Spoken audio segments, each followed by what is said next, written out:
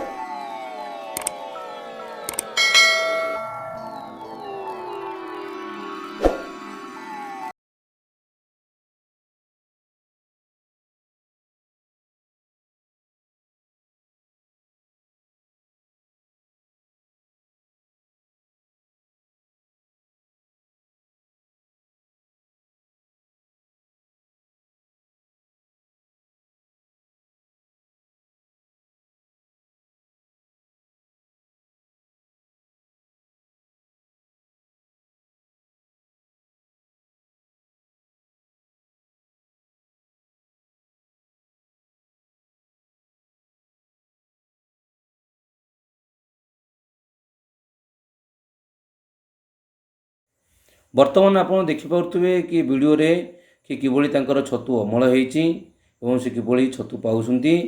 आपण मन जदि एई भली करबा को चाहुछंती तो आपणकर स्ट्रक्चर भितर टेम्परेचर ह्यूमिडिटी मेंटेन करंतु एवं एई भली अमल नियंतु।